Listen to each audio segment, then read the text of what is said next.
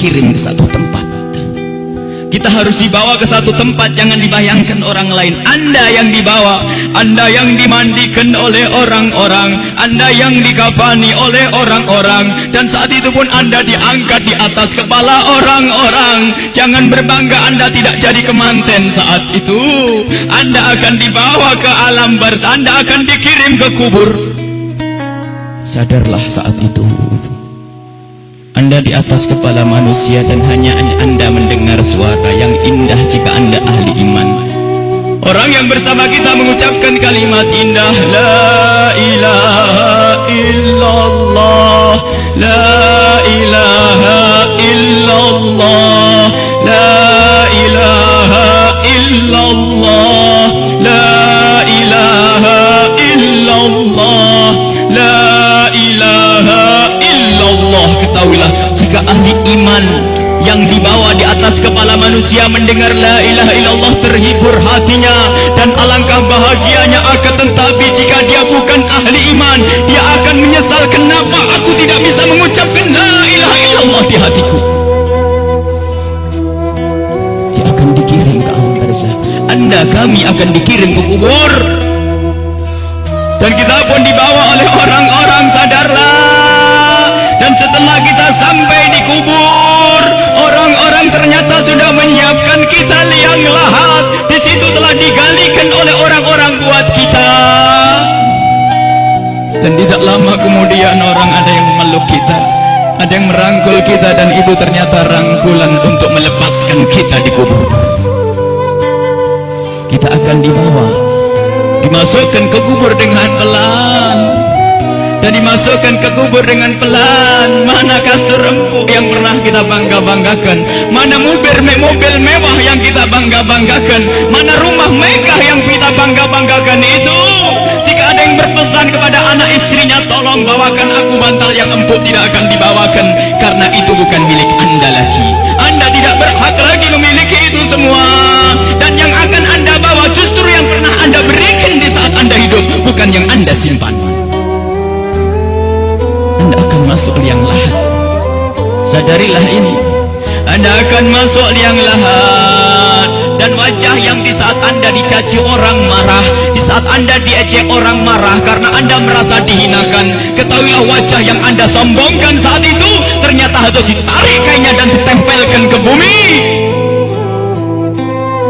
tanah asal kita, ditempelkan kita ke bumi. Dan setelah itu pelan ada orang yang menabur di atas kepala kita dengan debu, 1 kali, 2 kali, 3 kali, dan setelah kita 3 kali bukan taburan, tapi akan ditumpahkan air tanah di atas kepala kita, ditumpahkan tanah dan ditumpahkan tanah, sehingga yang kita ketemukan adalah gelap gulita di alam kubur. Seperti yang disabdakan oleh Nabi Muhammad, sungguh saat itu orang di dalam kubur bisa mendengar terompah kaki orang yang berjalan di atas kepalanya. Dan saat itu pun Anda, kami mendengar orang-orang berjalan. Anda dan kami mendengar orang yang melangkah semakin lama semakin jauh, dan ternyata hanya tinggal beberapa orang. Itu anak-anak kita, itu istri kita, itu suami kita. Dan mereka pun ternyata tidak mau bertahan lebih dari setengah jam. Setelah itu pun mereka melangkahkan kaki, dan suara kaki itu semakin jauh. Dan ketahuilah, saat inilah kita memetik amal perbuatan kita di dunia. Saat inilah kita akan merasakan apa yang pernah kita tanam waktu kita hidup di dunia. Anda ahli salat, Anda ahli ibadah, ketahuilah sebelum kedatangan malaikat mungkar nakir, ternyata Anda banyak yang menziarahi Anda, banyak yang datang. Ada yang mengucapkan salam, Assalamualaikum. Anda menjawab, Waalaikumsalam, siapa engkau? Suara itu menjawab, aku adalah sholat malammu dulu. Ada lagi yang datang mengucapkan salam, Assalamualaikum. Lalu Anda menjawab, Waalaikumsalam, siapa engkau? Aku adalah sedekahmu dulu. Assalamualaikum. Lalu Anda menjawab, Waalaikumsalam, siapa engkau? Dia menjawab bahasanya, aku adalah kemaksiatan yang pernah engkau tinggal, aku adalah bektimu kepada orang tuamu, aku amal-amal soleh ternyata pada berdatangan, amal-amal soleh berdatangan menemani Anda. bersama Anda saat itu. Dan ketahuilah, Anda tidak akan gentar dan tidak akan takut di saat berhadapan dengan makhluk Allah yang bernama malaikat Munkar dan Nakir. Anda tidak takut lagi saat itu karena Anda ditemani amal-amal baik. Maka di saat malaikat Munkar Nakir datang, Anda pun tidak bergetar, Anda pun tidak gentar, Anda tidak takut. Dan saat itu malaikat pun menampilkan sesuatu yang indah.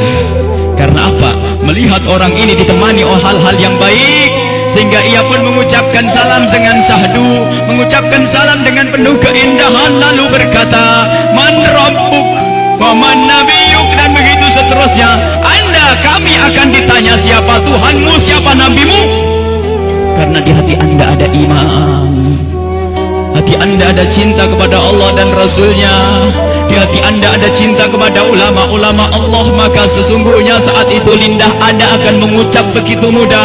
Anda akan menjawab dan menjawab dan menjawab.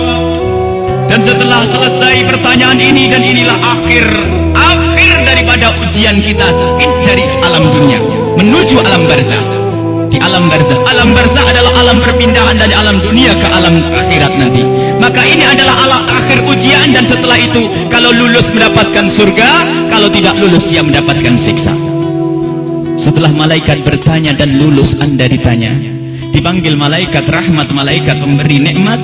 Wahai malaikat pemberi nikmat, ini adalah hamba yang soleh, bawalah ini ke surga dan beri nikmat sampai dibangkitkan nanti. Akan tapi sadarlah, di samping sana, di kubur yang satu sana, ada di samping kita ada kubur, di samping Anda ada kubur.